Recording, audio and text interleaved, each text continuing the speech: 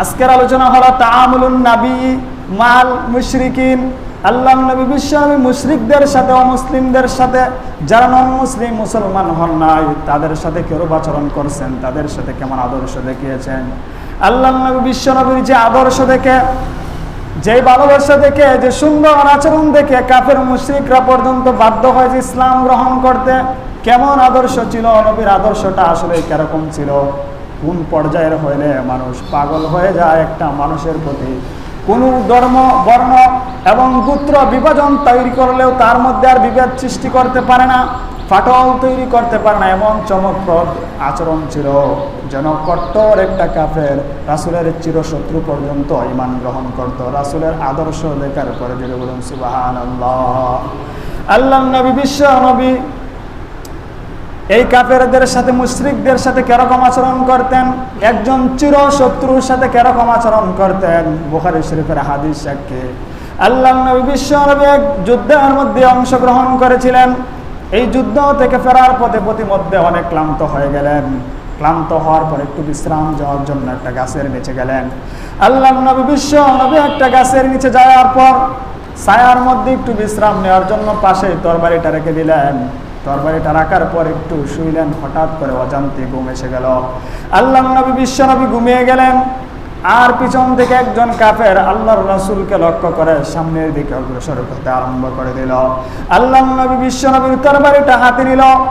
আল্লাহর নবী বিশ্ব নবী ঘুম থেকে চোখগুলা খুলে দেখেন তার সামনে ওনার নিজের তরবারি হাতে নিয়ে দাঁড়ায় আছে, আর মাথা বরাবর এবং গলা বরাবর তাক করে এইভাবে হাতের মধ্যে নিয়ে বলতেছে, মাইয়ামনাউকা মিন্নি, এই মুহূর্তে আমার থেকে তোমাকে কে বাঁচাবে?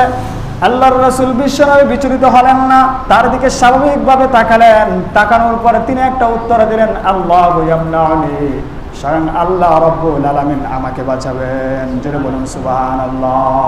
মুমিনের উত্তর তো এটাই হবে। এখানে কোনো মা, বাবা, আত্মীয় স্বজন কেউ বাঁচানোর শক্তি রাখে না, আল্লাহ বাঁচাতে পারে। এজন্য বিশ্বনবী বলেন, আল্লাহু ইয়ামনাউনি, আল্লাহ রাব্বুল আলামিন আমাকে বাঁচাবেন। এই কথা আল্লাহ শব্দের ধ্বনি যখন তার কানের মধ্যে কর্ণকুহরে পৌঁছালো, তার ভিতরে এমন কম্পন তৈরি হলো, এমন ভীতি তৈরি হলো। যখন তার ভিতরে ভীতি তৈরি হলো, অমনি তার শরীরের মধ্যে কম্পন তৈরি হতে লাগলো, থরথর করে কাঁপতে শুরু করে দিল। কাঁপতে কাঁপতে তার হাত থেকে তরবারিটা জমিনে পড়ে গেল। বিশ্বনবী তরবারিটা জমিন থেকে উঠিয়ে নিজের হাতে নিলেন। এবার তার দিকে তাক করে বলেন, মাইয়ামনাউকা মিন্নি। আল্লাহর রাসূল হুবহু ওই বাক্য বললেন, মাইয়ামনাউকা মিন্নি, এখন তোমাকে কে আমার হাত থেকে রক্ষা করবে? কাফের তো বড় বিপদে পড়ে গেল। এবার কাফের বলল, আমাকে এই মুহূর্তে কেউ বাঁচাতে পারবে না তুমি ছাড়া। তুমি যদি ছেড়ে দাও তবে আমি বাঁচতে পারবো, অন্যথায় আমার মৃত্যু এখানে অনিবার্য হয়ে যাবে। আল্লাহর রাসূল বিশ্বনবী তার দিকে যখন এইভাবে তাক করে বলেন, মাইয়ামনাউকা মিন্নি, এখন আমার থেকে তোমাকে কে বাঁচাবে? এই কথা বলার পর কাফির তো ভয় পেয়ে গেলেন, রাসূল যদি এখন তরবারি চালান, আমাকে বাঁচানোর মতো আমার গোত্রের কোনো লোক এখানে আসে নাই, কোনো শক্তি, কোনো সাহস, কোনো বাধা তার মধ্যে তৈরি করতে পারবে না, নিশ্চিত মৃত্যু আমার। আল্লাহর রাসূল বিশ্বনবী তাকে না মেরে তাকে জিজ্ঞাসা করলেন, তুমি কি আমাকে মারার জন্য আসছিলে? সে বললে, হ্যাঁ, আমি আপনাকে হত্যা করার জন্য আমি আসছিলাম। একমাত্র উদ্দেশ্য ছিল, সুবর্ণ সুযোগ ছিল, আমি লক্ষ্য করে দেখলাম আপনি একা একজন লোক, আপনার আশপাশে আর কেউ নাই, আপনি এই গাছের ছায়ার নিচে যখন ঘুমিয়ে আছেন, আমি নিশ্চিত হয়ে গেলাম এবার মুহাম্মদকে দুনিয়া থেকে উঠিয়ে দেওয়া যাবে, আর কোনো বাধা নাই, আমি শুধু তরবারি চালাবো আর মুহাম্মদের মাথাটা, শিরস্থানটা তার দেহ থেকে আলাদা করে দেব। আল্লাহর নবী বিশ্ব নবী তাকে মারলেন না, তাকে আঘাত করলেন না, শুধু বললেন, শোনো, তুমি ইসলাম গ্রহণ করে ফেলো। যখন তার সামনে সুন্দর আদর্শ ফুটিয়ে তুলল, ভালো ব্যবহার, সুন্দর আচরণ, সুন্দরভাবে যখন ভালো ভঙ্গিমা নিয়ে কথা বললেন, ইসলামের সৌন্দর্য তুলে ধরলেন, লোকটা বলে, ও মুহাম্মদ, আমার বাধ্যবাধকতা আছে, আমি এই মুহূর্তে ইসলাম গ্রহণ করতে পারবো না, তবে একটা ওয়াদা আমি আপনার কাছে করতে পারি, আমি আর কখনো আপনার বিরোধিতা করব না, এমনকি আপনার ইসলামের বিরোধিতা আর করব না। আল্লাহর নবী বিশ্বনবীর কাছে যখন এই ওয়াদা করলেন, তিনি বলেন, যাও, তোমাকে আমি ছেড়ে দিলাম। এই জন্য আমার আল্লাহ রাব্বুল আলামিন বলছেন, যারা আমার দ্বীনের সাথে যুদ্ধ না করে, যারা তোমাদেরকে তোমাদের বাড়ি থেকে উচ্ছেদ না করে, এই সমস্ত কাফেরদের সাথে তোমরা শব্দ ব্যবহার করা, উত্তম আচরণ করা এবং তাদের সাথে ইনসাফ করাতে কোনো বাধা নাই, এবং আল্লাহ রাব্বুল আলামিন ইনসাফকারীদেরকে পছন্দ করেন। এজন্য আমি তোমাকে ছেড়ে দিলাম, যাও। আল্লাহ নবী, বিশ্ব নবী তাকে ছেড়ে দিলেন, কোনো গালিগালাজ করলেন না, তাকে অ্যাটাক করলেন না, বন্দী করলেন না। যদি চাইতেন বন্দী করতে পারতেন, কারণ একমাত্র উদ্দেশ্য ছিল বিশ্বনবীকে হত্যা করা। সাহাবায়ে কেরাম পাশেই ছিলেন, ডাক দিলেই তাকে বন্দী করা যেত, ডাক দিলেই তাকে সাইজ করা যেত। কিন্তু আল্লাহর রাসূল তাকে সুন্দরভাবে বিদায় দিলেন, যাও, চলে যাও। ওই লোকটা যখন বাড়িতে চলে গেল, নিজের গোত্রে যাওয়ার পর তার ঘুম নাই, খাওয়া নাই, কোনো কিছু ভালো লাগে না। কেমন এক লোকের সাথে সাক্ষাৎ হলো, কেমন এক লোক কিরকম আচরণ করলো, জীবনে কোনোদিন দেখি নাই। আমি তাকে মারার জন্য গেলাম, এটা কনফার্ম বলে দিয়েছি, নিশ্চিত করে দিয়েছি আমি মারার জন্য আসছি, অন্য কোনো উদ্দেশ্য না। চাইলে আমাকে সে নিজে মারতে পারতো, অথবা বন্দি করে নিয়ে যেতে পারতো, অথবা শাস্তি দিয়ে আমাকে পাঠিয়ে দিতে পারতো, মুক্তিপণ নিতে পারতো। এমন সুন্দর আচরণ আমার জীবনে কোনোদিন দেখি নাই। বারবার তার ভিতরে কুরে খায়, যেন প্রেরণা তৈরি করে এমন লোক কি জীবনে হতে পারে, এর চাইতে সুন্দর আচরণ কি পৃথিবীর আর কারো হতে পারে। বারবার তার ভিতরে এটাই চিন্তা, কেমন লোক এটা, কোনো প্রতিশোধের প্রতিহিংসা নাই। আল্লাহর রাসূল বিশ্বনবীর এই কথা বারবার ভাবে। এরপর তার গোত্রের অনেকগুলা লোককে দাওয়াত দিল ইসলামের, চলো আমরা মুহাম্মদের কাছে যাই। এমন এক ধর্ম, যে ধর্মের মধ্যে শত্রুর সাথে সুন্দর আচরণ করে, এমন এক ধর্ম প্রতিশোধ বলতে নাই, শুধু দয়া আর দয়া, যার কথাবার্তায় যেন মুক্তা চড়ায়, যেন মুক্তা পড়ে, জ্বরে পড়ে, এমন সুন্দর মানুষ। তার আচরণ যেমন সুন্দর, চেহারা তেমন সুন্দর, তার কথাবার্তাও তেমন সুন্দর। চলো আমরা মুহাম্মদের কাছে যাই। আল্লাহর নবী বিশ্ব নবীর কাছে এসে ওই লোকটা উপস্থিত, এসে বলতেছি, ইয়া রাসূলুল্লাহ, ইয়া হাবিবাল্লাহ, ওগো আল্লাহর রাসূল, আপনি বলেছিলেন আমি ইসলাম গ্রহণ করার জন্য, তখন করি নাই, কিন্তু এখন এই মুহূর্তে শুধু আমি একা নয়, আমার গোত্রের অনেকগুলা মানুষ নিয়ে আসলাম, আর দেরি করতে চাই না, আপনি এখনই কালিমা পড়ায় দেন, আমরা সকলে আপনার কালিমা পড়ে মুসলমান হয়ে যাও। বলে বলে সুবহানাল্লাহ। আল্লাহর নবী বিশ্ব নবীর সামনে এসে তারা সকলে এক বাক্যে আওয়াজ করে বললাম, আশহাদু আল্লা ইলাহা ইল্লাল্লাহু ওয়া আশহাদু আন্না মুহাম্মাদান আবদুহু ওয়া রাসূলুহু। আল্লাহর নবীর সামনে তারা বলল, আল্লাহ ছাড়া আর কোনো মাবুদ নাই, ইবাদতের আর কোনো উপাস্য নাই, একমাত্র আল্লাহর ইবাদত করব।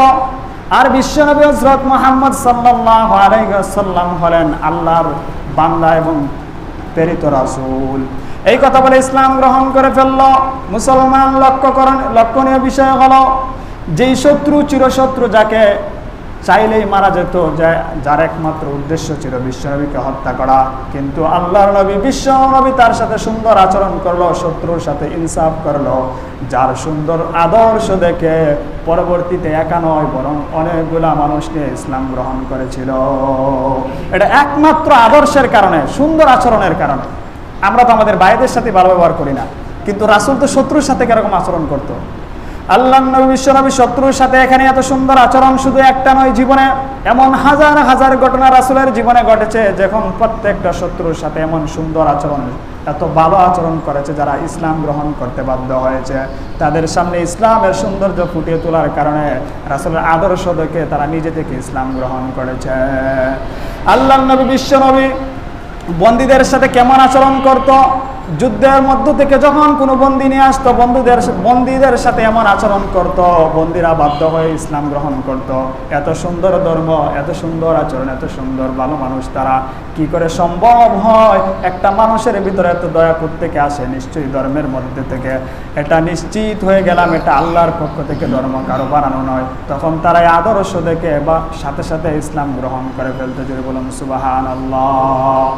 এজন্য আল্লাহ রাব্বুল আলামিন বলছিলেন, লাকাদ কানা লাকুম ফি রাসূলিল্লাহি উসওয়াতুন হাসানা, নিশ্চয় তোমাদের রাসূলের মধ্যে তোমাদের জন্য উত্তম আদর্শ আছে। এই উত্তম আদর্শগুলো যদি তোমরা গ্রহণ করো, তাহলে নিশ্চিত তোমরা জান্নাতি হবে, নিশ্চিত তোমরা সাকসেসফুল হবে। আল্লাহর নবী বিশ্বনবীর সামনে একজন বন্দীকে নিয়ে আসলো, যার নাম হলো সুমামা ইবনে উসাল, যার পূর্ণ নাম হলো সুমামা ইবনে উসাল।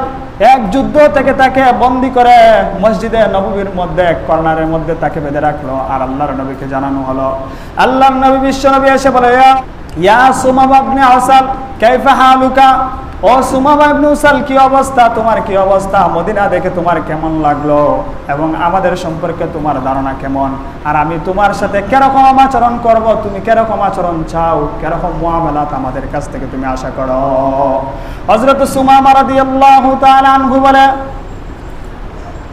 যে আমার সামনে আপনি যে প্রস্তাব দিয়েছেন সেই প্রস্তাবের প্রতিপক্ষিতায় আমি বলতে চাই মদিনা অনেক সুন্দর, আমার ভালো লেগেছে, আমার বড় এর প্রতি কোনো অভিযোগ নাই, কিন্তু আমার কথা হলো আমি হলাম আপনার শত্রু, আমি হলাম বন্দী, যুদ্ধের থেকে আমাকে ধরে নিয়ে আসছেন, আপনি তিনটার যে কোনো একটা কাজ আমার সাথে করতে পারেন। এক নম্বর হলো আমি শত্রু হিসেবে আমাকে হত্যা করে ফেলতে পারেন, কারণ আমি তো আপনার শত্রুকে হত্যা করে ফেলা এটা যৌক্তিক কারণ, এটা কোনো অযৌক্তিক বিষয় নয়। আর দুই নম্বর হলো আপনি যদি দয়া করেন আমার উপর, আমি একজন শুকরগুজার বান্দা, আপনি যদি আমাকে ছেড়ে দেন আমি সারা জীবন আপনার শুকরিয়া আদায় করব। এই দুই নম্বর প্রস্তাব হলো এটা। আর তিন নম্বর প্রস্তাব হলো বিশ্বনবী, আপনি যদি আমার কাছে মুক্তিপণ চান, যা চাইবেন আমি তাই দিয়ে দিব, কোনো আপত্তি করব না।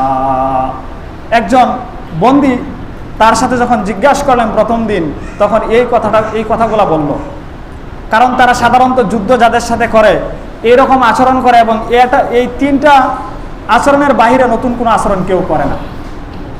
আল্লাহর নবী বিশ্বনবী তার তিনটা প্রস্তাব শুনলেন, আর মদিনার অবস্থা এবং তার সাথে কিরকম আচরণ হওয়া চাই সেটা জিজ্ঞাসা করে চলে গেলেন। সাহাবায়ে কেরামকে ডেকে বললেন, শুনো, তোমাদের ভাই যদিও সে কাফের, যদিও তোমাদের শত্রু, যদিও বন্দী, কিন্তু এরপরও সে একজন মানুষ হিসাবে তার সাথে মানবতা রক্ষার্থে যেইটুকু আচরণ করা দরকার এর মধ্যে বিন্দু পরিমাণ কমতি করা যাবে না।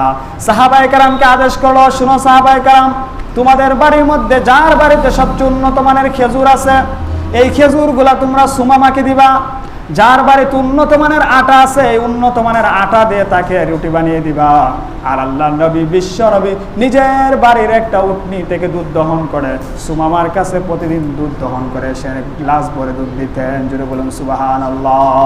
আল্লাহর নবী বিশ্ব নবী একজন বন্দীর সাথে, যিনি হলেন শত্রু, রাসূলকে হত্যা করার জন্য আসছিল, কিন্তু তিনার আদেশটা কেমন ছিল, সবচেয়ে উত্তম খাবারগুলো তার সামনে পেশ করার জন্য বলল। দ্বিতীয় দিন আবার গিয়ে বলল, সুমামা কি অবস্থা, ইয়া সুমামা কাইফা হালুকা, তোমার অবস্থা কি, তুমি কিরকম আচরণ আমার কাছে আশা করো, কিরকম মুআমালাত আশা করো।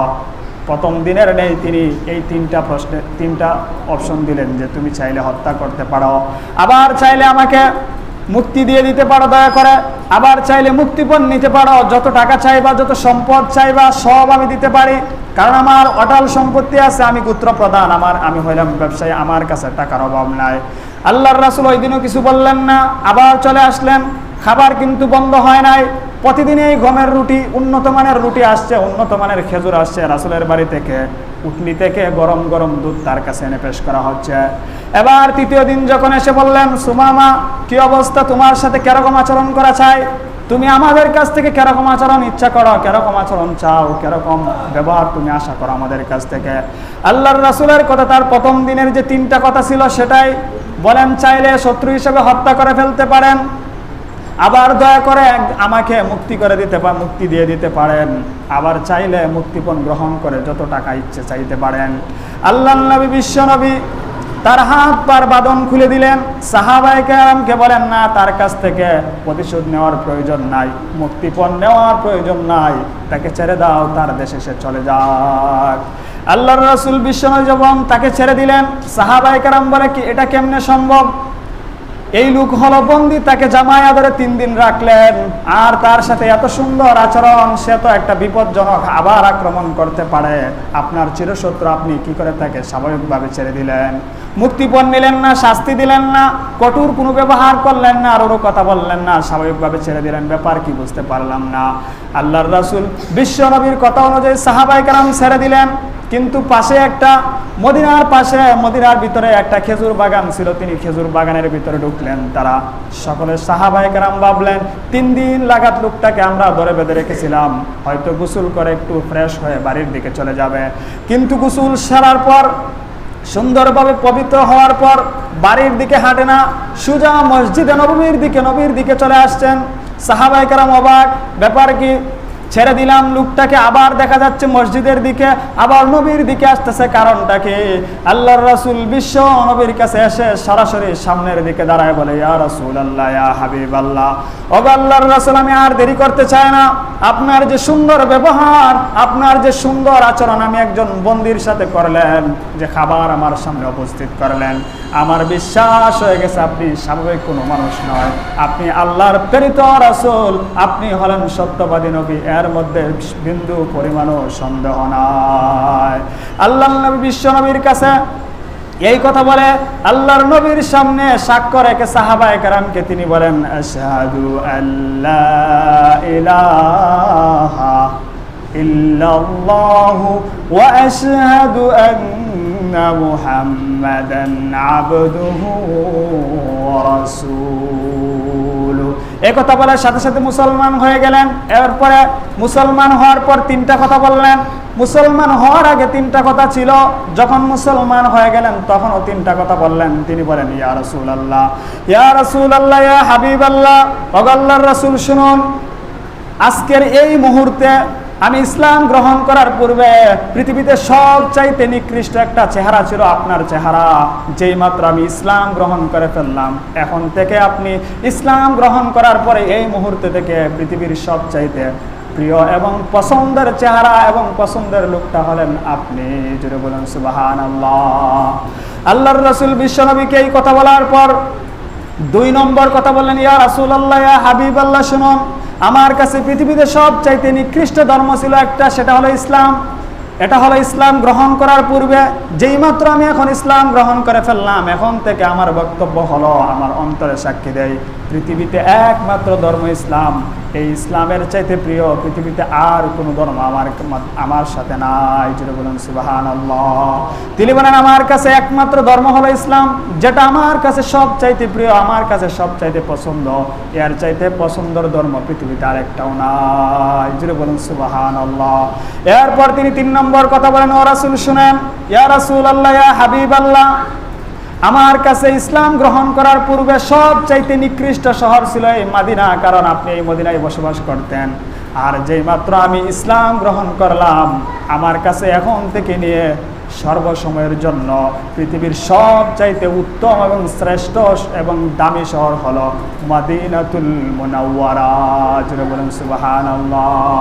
এজন্য আল্লাহ রাব্বুল আলামিন বলছিলেন, ঈমান আনো, সাহাবায়ে কেরামের ঈমান আনো। আল্লাহ রাব্বুল আলামিন সূরাতুল বাকারার মধ্যে বলছিলেন, আমিনু কামা আমানান নাস, ঈমান আনো, সাহাবায়ে কেরামের মনে ঈমান আনো। কারণ সাহাবায়ে কেরামের মন এত নরম ছিল, যখন একটু আগে ইসলাম গ্রহণ করে নাই তখন রাসূলকে গালি দিত, কিন্তু যেই মাত্র ইসলাম গ্রহণ করছে পৃথিবীর সবচাইতে সব জিনিস থেকে বেশি ভালোবাসত রাসূলকে, এবং সবচাইতে পছন্দের জিনিসটা হলো রাসূলের যে জিনিসটা, রাসূল যেটাকে পছন্দ করেন, এবং ঘৃণিত জিনিস সবচাইতে বেশি পৃথিবীর মধ্যে ঘৃণিত জিনিস ওইটাই প্রমাণ করত, রাসূল যেটাকে ঘৃণা করত। এজন্য আল্লাহ রাব্বুল আলামিন বলছিলেন, ঈমান আনো, সাহাবায়ে কেরামের নেই। যে কথার আলোচনায় আমরা ছিলাম যে আল্লাহর রাসূল বিশ্বনবীর মধ্যে এমন আদর্শ, যে আদর্শের মাধ্যমে শুধু খ্রিস্টান ইহুদি নয়, যে কোনো মুশরিক পর্যন্ত, ইহুদি পর্যন্ত রাসূলের আদর্শ দেখার সাথে সাথে ইসলাম গ্রহণ করে ফেলত। কারণ তার এই সুন্দর আদর্শ পৃথিবীর মধ্যে আর একটাও হয় না, একমাত্র রাসূলের দ্বারাই সম্ভব। জুড়ে বলুন সুবহানাল্লাহ। আল্লাহর রাসূল বিশ্বনবী বন্দির সাথে যে রূপ সুন্দর আচরণ করতেন, এমনিভাবে বন্দির সাথে সুন্দর আচরণ করতেন। আল্লাহর রাসূল বিশ্বনবী আবার যদিও সে কাফের হয়, মুশরিক হয়, যদি তার মেহমান হতো, মেহমানের সম্মান এত বেশি করতেন, যেই সম্মানের মধ্যে কাফের হওয়ার কারণে, মুশরিক হওয়ার কারণে, ইহুদি খ্রিস্টান হওয়ার কারণে একটু পরিমাণও কমতি করতেন না। আল্লাহর রাসূল বিশ্বনবী বলেন, মাই ইউমিনু বিল্লাহি ওয়াল ইয়াউমিল আখির ফালইউকরিম দাইফাহু, যে পরকালের প্রতি বিশ্বাস রাখে, আল্লাহর প্রতি বিশ্বাস রাখে, সে যেন তার মেহমানকে যথাযথ সম্মান করে। জোরে বলেন সুবহানাল্লাহ। রাসূল তার আদর্শ হলো, মেহমান আসলে মেহমানের সাথে সর্বোচ্চ মানের সুন্দর ব্যবহার করতে হবে। এজন্য এক ইহুদি আসলো রাসূলের বাড়িতে মেহমান সেজে, যদিও মেহমান কিন্তু দুষ্ট মেহমান, তার উদ্দেশ্য হলো রাসূলকে অপমান করা, তার উদ্দেশ্য হলো রাসূলকে ছোট করা। কারণ ইহুদি এমন খারাপ, এমন জঘন্য থেকে জঘন্য, 1000 খারাপ একসাথে করলে একটা ইহুদির সমান হবে না। তার বাস্তব প্রমাণ হলো গাজা। দুনিয়ার সকল মানুষে ঘৃণা করে, কিন্তু এই ইহুদির বাচ্চাগণ প্রতিদিন প্রতি মুহূর্তে আমাদের মুসলমানদেরকে দুনিয়া থেকে উঠাইয়ে দিচ্ছে এবং নৃশংস হত্যা তাদের প্রতিদিন জারি রয়ে গেছে। এই ইহুদির বাচ্চা তখনও খারাপ ছিল, এত জঘন্য, তারা পশুর সাথে জঘন্য আচরণ করতেও তাদের হৃদয়ে বাঁধে না। এই লোকটা একমাত্র তার ইচ্ছা ছিল রাসূলকে অপমান করার জন্য রাসূলের বাড়িতে মেহমান হয়ে আসলো, কারণ সে জানে মুহাম্মদ মেহমানকে অনেক সুন্দর মর্যাদা দেয়, অনেক সম্মান করে, মেহমানের সাথে খারাপ আচরণ করে না। মেহমানের সাথে কেমন আচরণ করে তিনি দেখতে চায়, এবং খাবার কেমন দেয়, খাবারের পরিমাণটা কেমন, এটা দেখার জন্য রাসূলকে অপমান করার জন্য আসলো। আল্লাহর হাবিব বিশ্বনবী মেহমান পেয়ে খুশি হয়ে গেলেন, তাকে সুন্দরভাবে একটা রুমের মধ্যে নিয়ে তাকে সুযোগ করে দিলেন, এখানে বিশ্রাম নাও। এরপর তিনি খাবার প্রস্তুত করলেন, রাতের খাবার, দামি দামি এবং উন্নত মানের খাবার তাকে দিল। তার উদ্দেশ্য হলো রাসূলের সকল খাবার খেয়ে ফেলা, এবং সেই অনুযায়ী সে যখন খাবার শুরু করলো, খেতে খেতে সব খাবার খেয়ে একটা পর্যায়ে তার পেটে আর জায়গা নাই, খাবার খেতে পারে না। একটা জিনিস হলো, মানুষ যেই পরিমাণ খাবার খায় এটা তার স্বাস্থ্যের জন্য ঠিক আছে, কিন্তু যখন পরিমাণের বেশি খায় বদহজম হয়, সমস্যা তৈরি হয়। সে তার জিদকে সে রাসূলকে অপমান করার জন্য এত বেশি খাবার খেলো, পেটের ভিতর অশান্তি তৈরি হয়ে গেল। আল্লাহর রাসূল বিশ্বনবী তাকে পর্যাপ্ত খাবার খাওয়ায়ে সুন্দরভাবে তাকে গুছিয়ে রুমটা দেয়া, এবার বিছানাটাকে সুন্দরভাবে পরিষ্কার করে বলে, এখানে ঘুমাও, তোমার জন্য বিছানা এবং সব কিছু রেডি করে দিলাম, প্রয়োজনীয় জিনিসপত্র যা যা লাগে এখানে আছে, আর বাকি যদি এর পরও লাগে আমাকে জানাইবা। ইহুদি আবার খাবার সুন্দর মতো খাওয়ার পরে ঘুমাইলো। কিছুক্ষণ ঘুমানোর পরে পেটে সমস্যা তৈরি হয়ে গেল, কারণ খাবার এমন খাওয়া খাইছে আঙ্গুল দিয়ে নাগাল খাওয়া যাবে এই পরিমাণ, গলা বরাবর পর্যন্ত খাবার ভরপুর। এখন তার পেটে সমস্যা, পায়খানা করবে, কিন্তু জায়গাতে উইটে নতুন একটা জায়গায় যেতে তো হবে। তার এই সময়টুকু নাই, কারণ তার ওই রাস্তা থেকে নিয়ে এই রাস্তা পর্যন্ত পুরা জ্যাম, 1 ইঞ্চি 1 অনুপরিমাণ জায়গাও ফাঁকা নাই। কোথায় থেকে সে সুযোগ পাবে? আমরা যখন খাবার খাই একটু জায়গা ফাঁকা থাকে, তখন চাইলেই আমরা বাথরুমে যেতে পারি, ওয়াশরুমে যেতে পারি, কিন্তু তার তো একটু জায়গা ফাঁকা নাই, চাপ দিলেই তো ওই দিক দিয়ে বাইরে আর সুযোগ আছে কোনো? যখন তার ঠিক মতো ধরলো, তার ইচ্ছা ছিল বাইরে হওয়া, কিন্তু বাইরে হওয়ার আগে আগেই তার সব কিছু রাসূল কারীমের সুন্দর বিছানা সুন্দরভাবে সাজানো গুছানো সব কিছুকে নোংরা করে দিল, পায়খানা করে, একটু জায়গাও বাকি রাখলো না, সব জায়গায় যখন নোংরা করে দিল। এবার ইহুদি ভাবলো, আমাকে এত সুন্দর আদর্শ দেখাইলো, আমাকে এত ভালো ভালো খাবার দিল, সুন্দর পোশাক আশাক দিল, আমাকে সুন্দর বিছানার মাধ্যমে ঘুমানোর সুযোগ করে দিল, কিন্তু আমি যে নোংরা কাজ করলাম, মুহাম্মদ যদি এসে দেখে আবার এই নোংরা কাজ, তাহলে আমার মাথাটা দেহ থেকে আলাদা করে দিবে, এটা তার ধারণা। কিন্তু এই কথা ভাবার পর চিন্তা করলো, সকাল হওয়ার আগে আগে ভাগতে হবে। যখন ফজরের সময় হলো, এখন আজান দেয় নাই, মধ্যরাত্রে উঠে তো শেষ রাতের দিকে উঠে পালাতে শুরু করে দিল। কিন্তু যখন তাড়াহুড়া করে চলে গেল, ওই সময়ের জন্য সকলের সেফটির জন্য একটা তরবারি লাগতো, তার সাথে যে তরবারিটা ছিল তরবারি রেখে এসে চলে গেল। কিছুক্ষণ যাওয়ার পরে মনে হলো, আমার দামি তরবারিটা রেখে আসলাম, এই তরবারি ছাড়া আমি নিরাপদ নই, আমার তরবারি যে কোনো মূল্যে আমার চাই, আমার লাগবে। এবার আশপাশে এসে ঘুরে, কিন্তু সরাসরি যেতে পারে না, কারণ মুহাম্মদ যদি দেখে ফেলে প্রতিশোধ নিবে, শাস্তি দিবে। কিন্তু আল্লাহর হাবিব বিশ্বনবী রুমের ভিতরে গিয়ে দেখে কি অবস্থা, দেখার সাথে সাথে আফসোস শুরু করে দিলেন, হায় আফসোস, আমি মনে হয় মেহমানের যেইভাবে সমাদর করা দরকার ছিল, যেইভাবে আমি তার সেবা করার দরকার ছিল, তার সাথে যে রকম আচরণ করার দরকার ছিল, আমি হয়তোবা আচরণ করতে পারি নাই, আমি হয়তোবা কোনো কিছুর কমতি ঘাটতি করেছি, যার কারণে মেহমান ভালোভাবে সেবা না পাওয়ার কারণে কষ্ট পেয়ে, না জানি কত কষ্ট পেয়ে এই কামটা করলো। আল্লাহ জানে, যদি আমাকে এই জন্য জিজ্ঞাসা করে আমি কি জবাবটা দিব। জুড়ে বলুন সুবহানাল্লাহ। আল্লাহর নবী বিশ্বনবী এই কথাগুলো বলতেছেন, মেহমানকে আমি কত কষ্ট দিলাম, না জানি কতটা কষ্ট হয়েছে, এই কষ্ট হওয়ার কারণে মেহমান এখানে পায়খানা করে দিয়েছে। এই কথা বলে বলে নিজ হাতে যখন বিছনার চাদরটা ধুইতেছে, রুমটা পরিষ্কার করতেছে, আর পিছন থেকে ইহুদি এসে দেখে আল্লাহর রাসূল আফসোস করতেছে, নিজেকে এত বেশি তিরস্কার করতেছে, যেন তিনি একজন অপরাধী, নিজের অপরাধের কারণে বারবার তিরস্কার করে প্রকাশ করছে। এবার ইহুদির আর বুঝতে দেরি হলো না, এটা দুনিয়ার কোনো সামান্য কোনো মানুষ নয়, এটা দুনিয়ার কোনো প্রতিশোধ পরায়ণ মানুষ নয়, এটা কোনো সাধারণ মানুষ হতে পারে না। আল্লাহর নবী বিশ্ব নবীর আদর্শ দেখে, এই সুন্দর আচরণ দেখে, আফসোস দেখে সাথে সাথে ইহুদির সামনে এসে উপস্থিত হলো এবং বলল, ইয়া রাসূলুল্লাহ, ইয়া হাবিবাল্লাহ, আপনার মতো মানুষ পৃথিবীর জগতে হয় না, হতে পারে না। ওগো রাসূল, আমার বিশ্বাস হয়ে গেছে আপনি সত্য রাসূল, আমার এর মধ্যে আর সন্দেহ নাই। আমার ইচ্ছা ছিল আপনাকে অপমান করা, আমার ইচ্ছা ছিল আপনাকে হ্যায় প্রতিপন্ন করা, আর আমি সেই জিদের বশত আমি কাজটা করলাম, কিন্তু আপনি আমার প্রতিশোধ নিবন্তে দূরের কথা আফসোস করে নিজেকে অপরাধী প্রমাণ করলেন। হে রাসূল, আপনার কাছে এসে আপনাকে অপমান করার জন্য আসলাম, আপনাকে ভুল ধরার জন্য আসলাম। আমি এখানে এসে সব চাইতে বড় অপরাধী সাজলাম এবং আমার জীবনের সব চাইতে বড় ভুলটা ধরা খেয়ে গেছে। আমি আর দেরি করতে চাই না, আমি আর অপরাধ করতে চাই না, আমি এখন এই মুহূর্তে আপনার সামনে কালিমা পড়ে মুসলমান হয়ে যেতে চাই। এই কথা বলে তিনি সাথে সাথে বললেন, লা ইলাহা ইল্লাল্লাহু মুহাম্মাদুর রাসূলুল্লাহ। এটা ছিল রাসূলের আদর্শ, যার ব্যবহার দিকে মানুষ মুসলমান হয়ে যেত।